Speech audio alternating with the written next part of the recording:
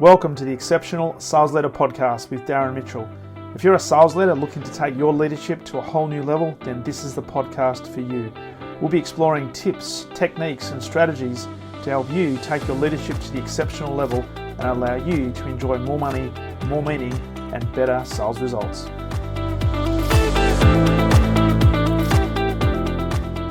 Welcome back to the Exceptional Sales Leader Podcast, and a very special welcome to a man who's sitting in an office in Colorado in the US that is, how do I describe this? It's very different. There's a beautiful jacket over his right shoulder. There's a travel bag in his left corner.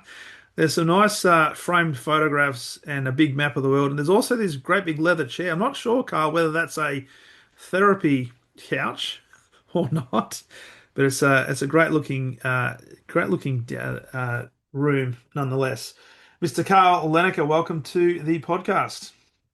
Hey, Darren. Thanks for having me, man. I really appreciate it. Big fan of your show.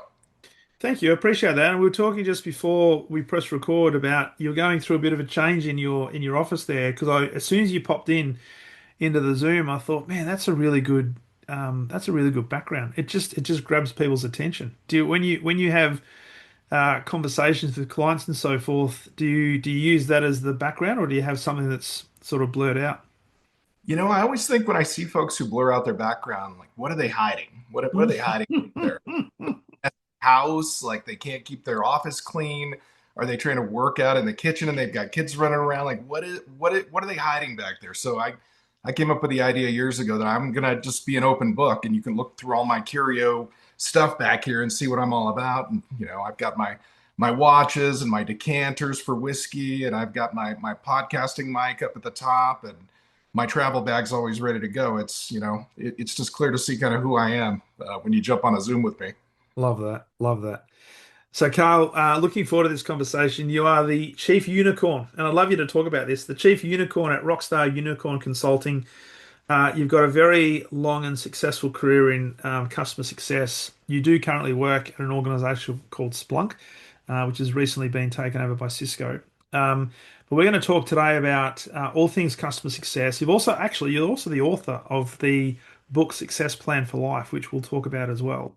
Very much looking forward to this. But before we jump in, I always like to ask guests that come on the podcast about the origin story.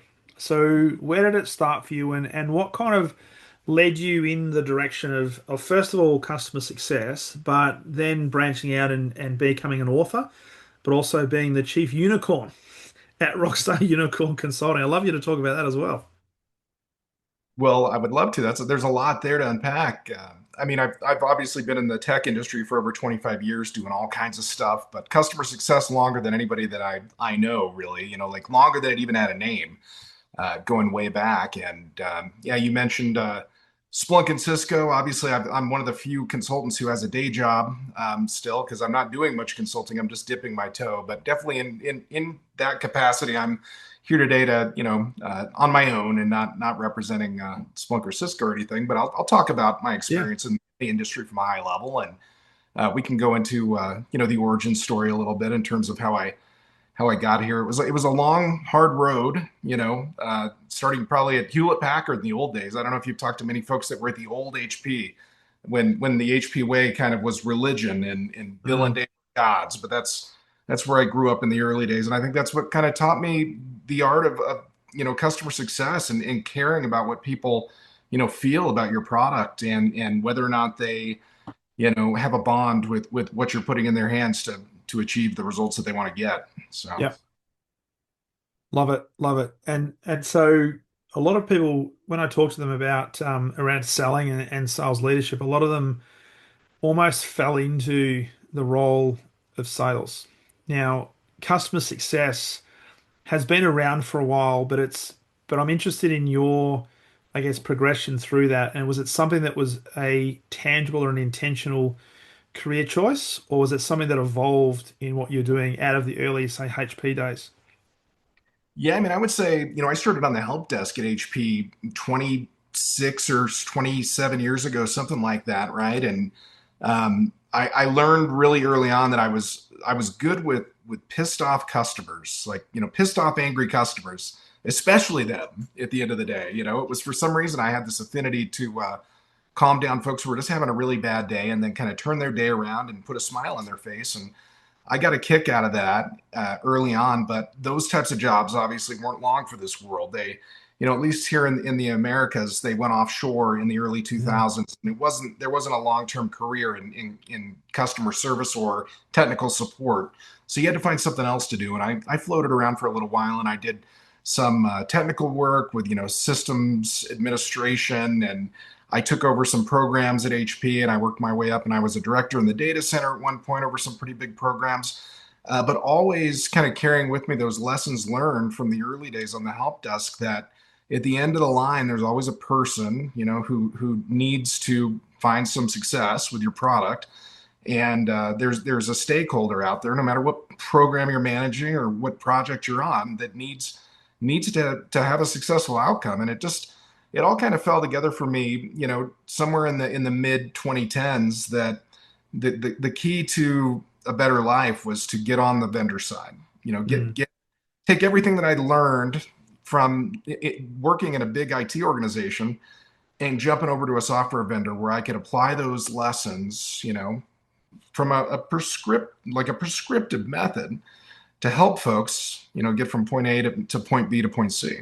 Mm. I love that because often, and we were talking just before we press record, that I often say to sales teams that the sale doesn't begin until after the sale is made. And often you'll see in sales organizations, the salesperson or the sales team literally drop the ball once the sale is made, a contract has been signed and handed over to, in many cases, the customer success team, but there's no real continuity. In the time that you've been in the industry, and we'll talk about the top 1% shortly in terms of where you sit and some of the secrets there, but have you seen organizations that do this really well as compared to not so well, which ends up fragmenting the like an approach to customer service and customer success? Yeah, I mean, absolutely. There's a whole lot of companies out there in the enterprise software world right now that I would say they only care about new revenue. They care about landing, but they don't do anything to expand, adopt, and renew, right? It's just all about get more in the front door. And it's just a terrible way to do business. I mean, I know that we've all got shareholders we've got to be accountable to, and we've got to show revenue to Wall Street. And you get addicted to that type of lifestyle when you come up through the startup world, because startups are all about, where's our next buck coming from and how do we keep the lights on? And if we don't have a sales department that's generating revenue, like new revenue every day, then we're screwed. Mm, Uh, but at some point, there's got to be a switch that's thrown. The scales have got to tilt at some point during your maturity journey. And I don't know if that's when you get to, $1 billion of revenue, or you get to $500 million of revenue, somewhere in there, you become a real company, and you've got to start funding post-sale, account management. Because, if your sales leaders are out there in the field chasing new revenue, and they get in some of these really big accounts, at some point you're going to get, 5, 10, 20, $30 million of ARR coming in. They need to kind of spread their wings throughout these big accounts and find where that new revenue is, right? And that means that they can't go back to the old wells that they've already sold to, and make sure everybody's happy. They don't have time. They don't, there's nothing else they can sell sometimes to those teams that have already been sold out. So that's where I think the big time customer success executives need to come in, take over, just lift up all that relationship management, all that stuff that the account executive normally would do to parts of the accounts that are sold out, and just, free them to go hunt, just free mm, them. And I've had sales reps tell me like, "Hey, Carl, wait a minute. You're coming in. You're trying to do my job. You're telling me you're going to go wine and dine customers. You're going to go talk to people about, what's the ROI. You're going to do, CBRs and EBCs without me. Like, what am I going to do for a living?" And I say, "You go over here to these other 100 departments, that are inside this Fortune 10 company, and go sell them something. I got mm, this. I've got mm. I've got these things under control."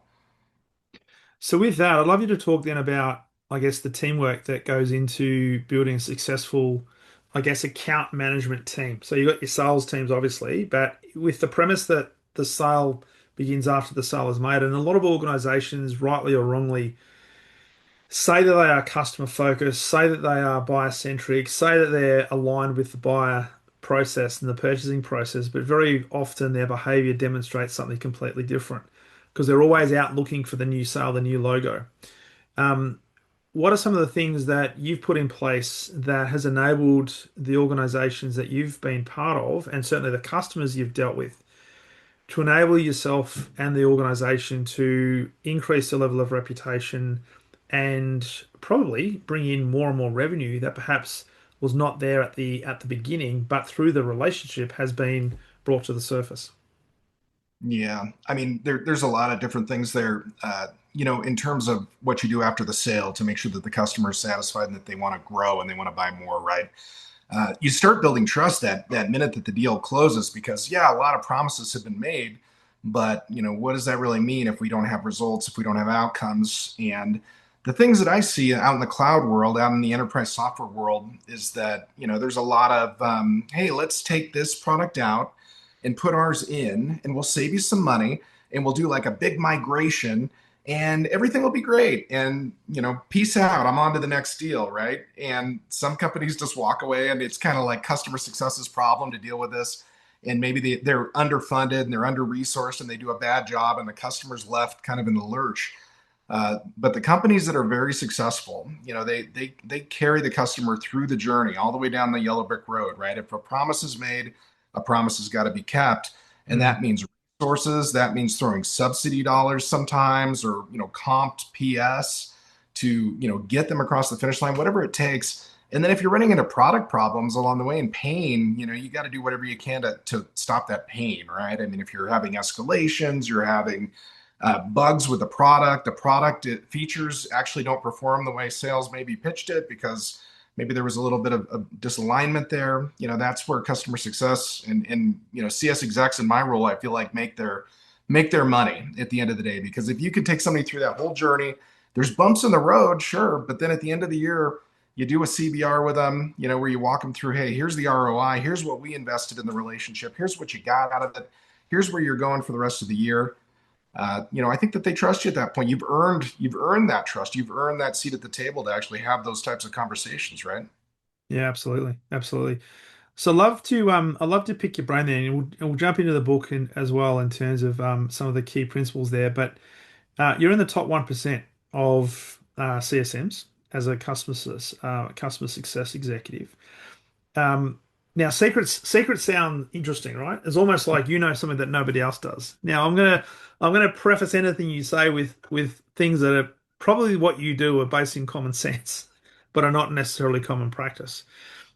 But looking back at your career and holding the mantle of being in the top 1% as a CSM, what are some key things that you have done, and whether it's the actions you take or more the attitudes and the behaviors you demonstrate that separate you as a one percenter from everybody else that's making up the balance?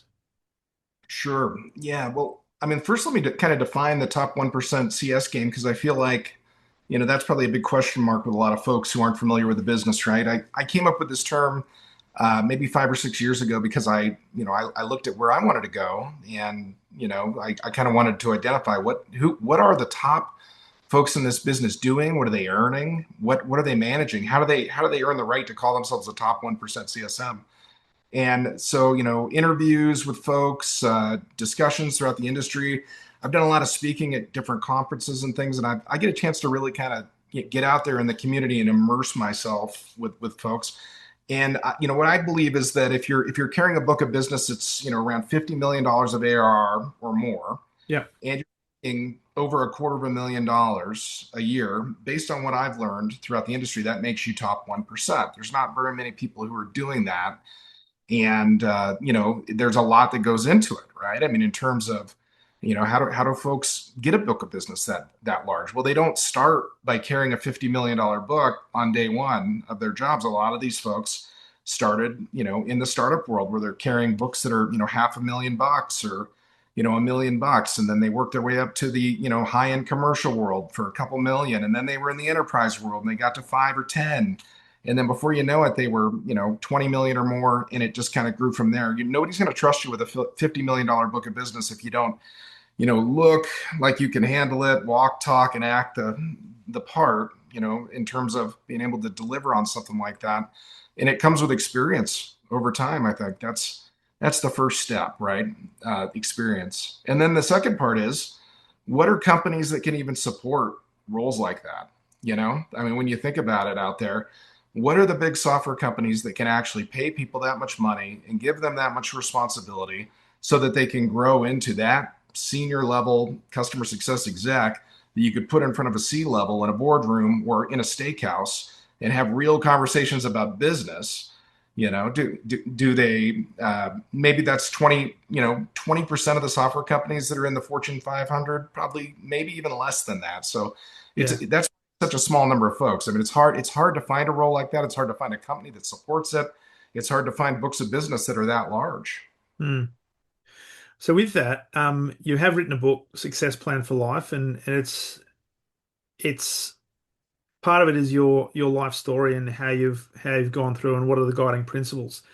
You mentioned before that experience is incredibly important in order to get to the point where you've got the responsibility of looking after a book of business that's that big, right? So you're not going to come in to a Cisco or a Splunk and have a multi-million dollar portfolio from day one. It's an evolving thing. So if you look back on your career, what were some of the pivotal moments that you look back on as being, I guess, gates or foundations for the next evolution? Because you didn't necessarily, and correct me if I'm wrong, you didn't go from zero to hero in one in one jump.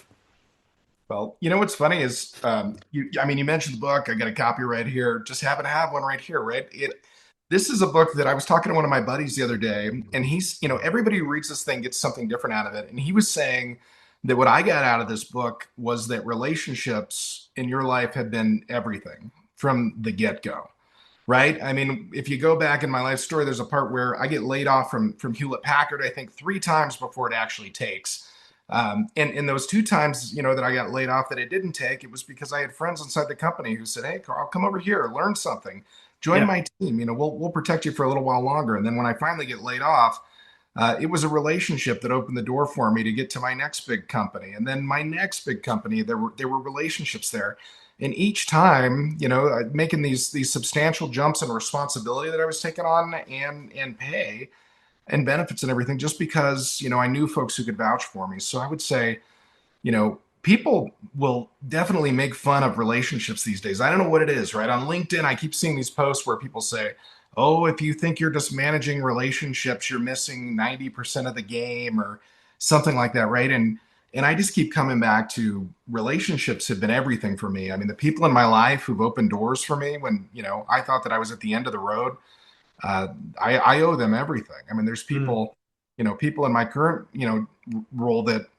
have watched over and protected me throughout my growth, and they're just incredibly important. So if you don't have those people in your life, I'd say you got to find them, and that could be through mentorship or reaching out cold on LinkedIn to folks who are doing things that you want to do. I mean, every once in a while, and it's rare.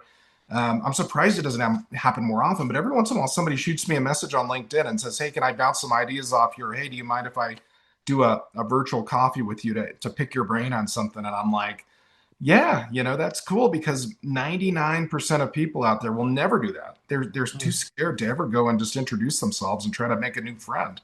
Yeah. It's interesting you say that, and when you consider what sales is all about, it's problem solving firstly, but it's based on relationships.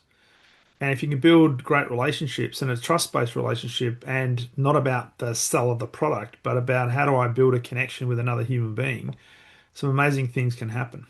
And there are principles out there such as your net worth is connected to your network and your next role is going to be within your network. And you've already sort of explained that being laid off 3 times and twice you didn't actually get to the exit because somebody said, "Hey, come over here because we reckon you could add value," is testament to the relationships that obviously you'd built, but the value that you sought to bring to the table. So talk to me about, because relationships can be sometimes one way, where, as you mentioned before, and there are people that will reach out to you and say, "Hey, Carl, can I can I pick your brain over a virtual coffee?" And they'll just pump heaps and heaps of questions at you, without necessarily giving anything in return. So, from your perspective in relationships, what has been some of the key things that have helped you um, get access to opportunities that perhaps others haven't? I'm not going to put words into your mouth, but what have you done to serve and to nourish those relationships where the point where they've been almost compelled to want to help you?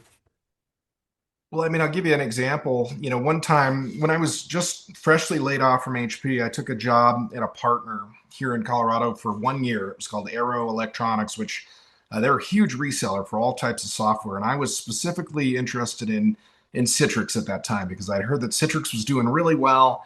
This was in the early 2010s. And I figured if I could learn a little bit about Citrix and meet some people within the company at Citrix, I could potentially get a job there and double my income. I didn't know how I was going to do it, but when I got to Arrow, I kind of worked my way onto the Citrix. It was like a Citrix professional services type outfit that they had. And, I found myself in a position where I was engaging Citrix on a daily basis for assistance with, very technical problems that we were having with our customers.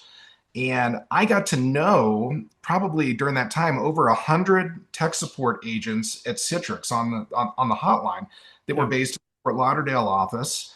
Citrix is a very tight company. Some of them were in Atlanta, Georgia, I think at the time. But just getting to know these folks on a day-to-day basis, I talked to these people over the course of a year and built relationships with them so that when I went to actually apply at Citrix at the end of that year, after I'd got my certifications in line, I kind of had my confidence level about their products, and I went to apply and I got on the phone for interviews. I could rattle off the names of nearly 100 folks that would vouch for me, that we'd called in, and I'd been respectful, but demanding at times on behalf of my customers. They knew that I was a fierce client advocate, and that I would come there and I would fight just as hard for their clients as I was fighting for my clients. But built a lot of friends along the way, and it was just I feel like it was a really creative hack, like a life hack. I mean, if you're a young person in your career right now and you're trying to figure out how do I get on at Salesforce, or how do I get on at uh, Atlassian or something, right? I mean, go find a partner that sells their products and support their stuff for a while and get to know people inside those companies, inside those ecosystems, and build relationships, like real relationships where you have their mobile numbers, you're texting with them, you talk to them, maybe you're doing Super Bowl betting pools with them, whatever. But make it real, because like you said, it when people are phony and they just pump you for value, but they don't give anything back, people see through that immediately, and it goes nowhere. But if you have real relationships with folks and you come to it from a good place, then I think people want to give back. Yeah, they do. And in Australia in particular, there's a thing called the BS meter, right? And people's BS meters are pretty good. And obviously in this podcast, I talked to a lot of sales related people, and customers are really good at detecting whether the salesperson, and this would also go so far as the customer success manager, whether they're there to serve the customer or whether they're there to serve themselves. And so, from a customer success point of view, I would contend that the good ones, the ones that are in the top 1%, are the ones that look for opportunities where they can serve, not at the expense of themselves. They're not giving things away that they shouldn't be, but building a strong a reciprocal relationship that is based on the foundation of servitude. How do I help you become better? How do I help you with strategy? How do I become like that trusted advisor that is integral in terms of your organization becoming phenomenal in what they do? And they look back and say, you know what, if we didn't have Carl, we wouldn't actually be in this particular position. That's really sticky. And you can't do that just by looking at what I can get from that relationship. And this is the mistake I think a lot of organizations make. What's your take on that? What's your thoughts on that as a principle? Hmm. Yeah, I mean, I think that in terms of CSMs, carrying quota, that's a huge, industry hot button topic these days, right? And I'm seeing more and more of it every day where folks are posting on LinkedIn, if you're not carrying a bag as a CSM, then you're not contributing towards revenue or whatever. It's so company specific right now that I don't know that I can take a position, industry wide on things like that. But I will say that, when you come in post sale, in a role like I'm in where you don't have a quota, there is some nice level of protection there where it's definitely very genuine when I come to you and I say, hey, I want to help you with your problems and I want to get you here and take you to here. I'm not trying to sell you anything, and that's powerful. That gives me power, and when I go out and take you out for a steak and I just want to listen to your pain so I can digest it and then come up with a plan on how to address it, that is very powerful. But on the flip side, I see the industry shifting lately, and I see CROs want CSMs to carry quota and be more responsible for revenue and renewals. And I understand why they want that because they want to measure everything, right? They want to be Yeah. able to look at results and say, what did you do, Darren, over the last year that actually impacted, Wall Street? So there's a fine line there, and we got to figure this out over the next couple of years because I'm not sure how it's going to develop, industry wide. I really am not. It's an interesting concept because part of me says where you where you measure people, that's where their focus is going to go, and often the behavior will be driven. And if you've got a target on you that you've got to actually achieve, which might be revenue margin, incremental business, whatever the case might be, then it's almost human nature that you are going to start to behave in a level of self-interest, particularly if that target is big, right? Versus if I don't have a target, but I'm measured on other things, such it could be qualitative measures that is not that pressure. Potentially, the behavior is going to be slightly different.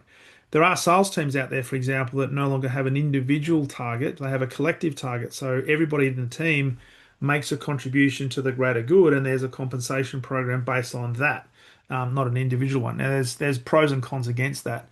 Um, I think for me, though, moving forward is organizations, particularly customer organizations, are going to be more demanding of their suppliers, and they want trusted advisor relationships, not just supplier customer relationships. So I don't have the answer, but what I'm trying to do is help the industry understand that selling in particular, and when it's pre-sales or post-sales, selling is the ultimate form of service, and you cannot be selling just to get what you want for your organization to appease the people at Wall Street. You've got to think about what's the long term relationship we want to build and what's the lifetime value of a customer that we have.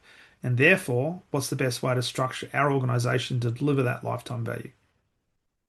Yeah, no, I think you nailed it right there. And there's not enough companies out there that are looking at lifetime value. There's not enough companies that are looking at the long-term view, even, I would say. Back to the earlier topic of folks want revenue this quarter, they want it right now. We need to be looking for revenue 5 years from now, 10 years Yeah, from now. I mean, yeah, we need building sustainable customers that we can continue to work with over the long term because what I see a lot in my business is that, a sales rep might come in to a big account, take over, and they try to sell something for 6 months and maybe they're successful, but maybe they fail and get fired, right? But maybe yeah, they're successful and now there's nothing else to sell. So it's like within the next 6 months they quit. And then I got another sales rep who comes in and then he tries to sell something. Maybe he's successful, maybe not. Maybe he, quits. It's just a constant cycle of what have you done for me lately versus, I'm on the post sale side going, I got to think about the long-term strategy here. I don't care about this quarter. I want a customer that's successful and stays our customer for like 10 years, and I want to yeah, stay on the account. Now the flip side of that has happened to me as well, right? I've been thrown on accounts that have been in really bad shape and they've churned and it wasn't my fault. And so I don't want to be judged like a sales rep is, like my sales friends, on that side, that if I don't put up within 6 months or 12 months, I get thrown out of the company. That wouldn't be good for me because that's happened here and there as yeah, well. I've also had accounts where I've been thrown in and I've fallen ass backwards into some huge deal and expansion play that was no fault of my own. Like I didn't do anything. I just happened to be in the right place at the right time. So I don't know what the answer really is in terms of how we compensate folks, and because I know salespeople are supposed to be coin operated, but that shouldn't really be the case either. And the best sales reps that I've ever worked with, they weren't like that. They were thinking about the long term. And if it got them fired in 6 or 12 months, they took it like a man. They didn't Yeah. they didn't complain about it. They wanted long term vision. They weren't trying to make money this quarter at the behest of their customer. So And I think that's the key point because where I see the role that customer success manager play is, and this is why personally I don't necessarily believe them carrying a sales quota is the answer because it might start to bias them towards certain behaviors that are more self-serving than what we actually want them to do. But if you think about what success customer success is there to do, they're there to build that longer term customer trusted advisor status within the organization where you are the trusted person, where you are sitting down and maybe, as you said before, having a steak dinner with somebody and really listening to what are some of the challenges they're experiencing, and then starting to come up with a solution for them, so it becomes a true partnership. And rightly or wrongly, when customers know that you're there to serve them, you're not there to serve yourself because at the end of it is a commission check for you, then they tend to, in many cases, open up more to you because there's that foundation of trust. You know that they're there, you're there for them. So again, I don't have the answer because there'll be people smarter than us that are making decisions around this. But I keep thinking about sales and long-term customer relationships. There's got to be a better way than moving towards the quarter to quarter, month to month commission cycle, reporting to Wall Street type cycle, because I don't think we're extracting as much value out of our customers as we could be because of our short term focus on we've got to hit the number, we've got to hit the number. And that drives a certain pattern of behavior. absolutely. Yeah. I mean, I've seen it on and on. And I keep thinking that at some point we're going to change. I keep thinking this is going to be the year where we change and we either change the way that sales reps are compensated or we split the responsibilities more clearly and we just task them with new revenue and we give them more leeway to hang out and work on leads longer than 6 months or 12 Mm, months. And we get the CS team fully funded so that they can take over the care and feeding of these accounts so that the rep doesn't have to be everywhere all at the same time because I don't think that's a sustainable thing to ask somebody to do to come in and say, Darren, you've got to be all over a company the size of, Fortune 1 or Fortune 2, all by yourself, in person, seeing all these customers all the time, touching all these personalities. And you need to find the new revenue in 5 new departments, and you need to be aware of what's going on long term with the account. I mean, it's there's more than enough work to go around there, and I think it's just a matter of time before somebody in a boardroom somewhere finally wakes up and says, "This is painful, guys. We're doing the same thing over and over again and expecting different results as our companies grow." And yeah, we figured it out. And I think part of that too is that there's no CSMs in boardrooms in the enterprise software world. They don't get in there yet. I know it's kind of a relatively new role, but you see a lot of CROs, a lot of former sales VPs and that type of thing. A lot of CFOs and an occasional CTO, but I don't believe that there's a single CSM in any enterprise software boardroom right now, and it would do them a lot of good to look at adding some. well, just on that point, because I wanted to talk to you about your views on the future. So you've built a really successful career in this space, and obviously you're doing a lot of things right to the point where you've built a really solid network, got a great reputation to the point where you're in the top 1%. If you were a CEO of a Fortune 1, 2, or 10 company, and you were thinking, what does the future of business look like, particularly in the world of AI, where AI is pretty much proliferating everything we do, what do you think a good environment may look like that could be a differentiation to have longevity of these relationships? Yeah, I mean, when you think about it, the promise of cloud, and I'm not saying that this would be good, but I'm just saying the promise of cloud was that you know, this is going to become so easy for customers to buy and to expand and to scale their partnership with companies out there that they can just go to a website somewhere and order stuff themselves. They can just do it on their own. Now, those of us who are working with $50 million books of business know that that's not possible at that level, right? Because nobody is ever going to write you $1 million check or a $50 million check until they've sat down across from you and they trust you, that they believe Mm, what you're selling them. But at some level, there's probably a happy medium there between this automated world where customers can kind of service themselves. And there'll be, I think that there will be less of us servicing the higher end, customers, the larger customers in the future. And that's why this type of role that like you and I are in will become more specialized. It'll become more sought after because there won't be as many folks who have experience operating at this level that can be trusted with that type of work. I kind of see AI um, definitely displacing maybe like some of the SDRs that are out there over the long term. Yeah. I saw recently that there's a new Claude app that does create an SDR agent that's really effective at SDRing over email and different ways, chatbots and things. So that's coming. I mean, both of my daughters are SDRs, by the way.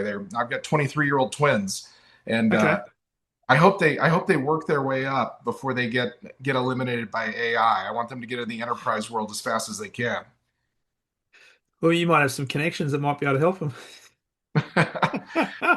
uh, Well, the other thing I wanted to ask you also, just in relation to that, and there might be a smaller number of CSMs into the future, but I'm curious to know at what stage in a customer's buying cycle would you typically get involved as compared to where you would prefer to get involved? And the reason I mm, ask that question is, in my own experience in big corporates here in Australia, often the sales team, and that might have a number of specialists, you might have some executives, chief revenue officers, so forth, will be part of the team that actually brings the business in, and then it gets handed over. And so you try to do a handover story, but a lot of the post sales team have not been involved in the pre sales process to the point where they don't have full context. So what are your thoughts on that? And do you think that can change or should change into the future? Well, yeah. I mean, if you're a sales rep watching this and you have the opportunity to bring a CSM into a deal sooner than later, I would say absolutely it benefits you as a sales rep to do that because they're going to come in and kind of help you qualify the deal in terms of, how likely is this to work and do you need to add additional services and what other resources do we have that you can put on here to ensure that it's gonna be okay. Um, at a lot of companies, that's not possible. They don't allow that. I've seen companies that don't even apply a CSM to an account until it's on fire, right? And it's just Right. completely burning down. And then they send them in, and you're like a smoke jumper at that point. You're trying to come in and save something that's it's been lit up for a long time. So earlier is always going to be better. In my career, I would say that, just like a lot of departments, I find myself reorged, every couple of years or so, and you end up with a new book of business sometimes. Sometimes you're able to stay on the accounts long term, and that's helpful because continuity in our business, I feel like, is everything, especially when you've Mm. got the stakeholders at these companies in relationships that you've invested so much money in Yeah. and time, right? I mean, for me to fly to, DC or New York City, once a month to sit down with someone and, hash it out over a steak dinner and everything, and to build that relationship over the course of a year so that when I pick up the phone, they answer and they're willing to talk to me. That is worth like $1 million right there. Yeah. It's worth probably more than that. And when we invest and then we take people off of accounts and we send them elsewhere, or we shuffle books, or we don't let folks get engaged soon enough with the sales organization, we suffer for it. I mean, that's another area where, in the future, you would, in a perfect world, be completely aligned. Yeah. Yeah. I love that. And because it to me it sounds like common sense. And I've never been able to understand how organizations make a decision to have almost like the pre-sales team and then the post-sales team with no real continuity or overlap in that. And a lot of them say, well, it's because cost of resource and cost to serve and all that sort of stuff. But a lot of the time, it's just some common sense to say at least have some continuity and get them involved earlier on because you get context. And it's easier to build a relationship that once we get into the contract phase and we've got the implementation phase, then you do have that relationship that's already been established. Yeah, and then why do we assign resources in the first place, right? I mean, a company's got to look at that as well.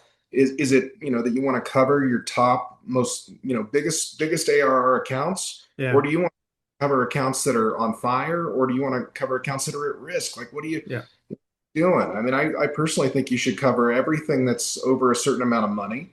And, if certain accounts are easier to cover versus other accounts, great. Like put them on the back burner and distribute more accounts to that person or whatever. But don't leave accounts uncovered that are massive amounts of money. That's another thing that I see in the industry that I shake my head because I'm going, how do you not have CS on an account that's got $1 million of ARR, a year or 5 million? Like how does that happen? Or an account that is so important to your company strategically because maybe it's like a consulting firm and they Mm, recommend your products to other companies and you mm. wouldn't cover that. I mean, it's crazy. So we definitely got to look at how we assign resources as well. That's a big part of the game. And you've got to look at not just the, and sometimes I think the decisions that are being made in those sort of areas are probably respectfully the bean counters that just look at a spreadsheet and say, hey, we don't have the return on investment here, so therefore we're not going to put the resource. Versus having a longer term strategic view and say, if we actually invest up front and put a customer success manager or another resource on this particular account, what's the opportunity cost that we're going to now reap, but what's the potential damage we're going to avoid down the track because we've got somebody who is dedicated to, I guess, for want of a better term, steering the ship in the right direction. It's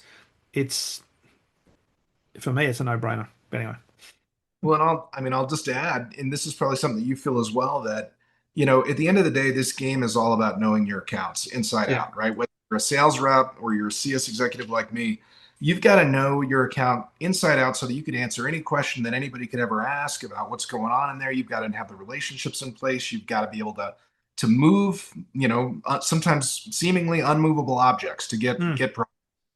And if you're not doing all that stuff, uh, it just doesn't happen. yeah, totally, totally. So, Carl, hey, it's been a great conversation. I know we haven't spoken a lot about the book, but love to know. Hey, thank you for sharing so much gold in this episode. People who would like to connect with you, learn more about you, and also get a copy of the book, where's the best place for them to connect and do that? Yeah, definitely connect to me on LinkedIn. I love connecting with folks all across the GTM world. The book is available on Amazon. You can just go to successplanforlife.com and get a copy of the book.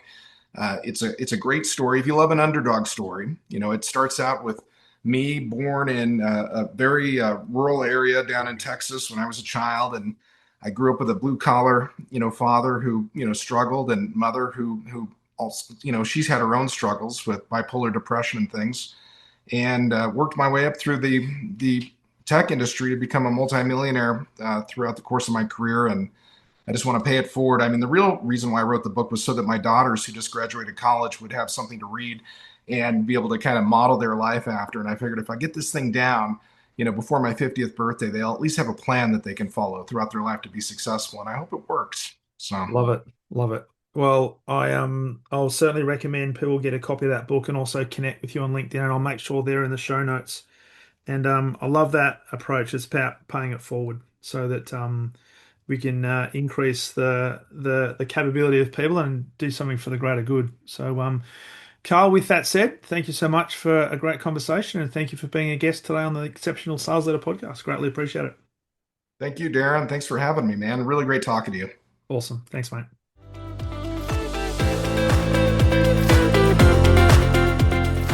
Thank you for listening to the Exceptional Sales Leader podcast. I trust the information in this episode has been helpful in your journey towards becoming exceptional. And remember, please take the time to rate the show, subscribe to the show so other people can find it.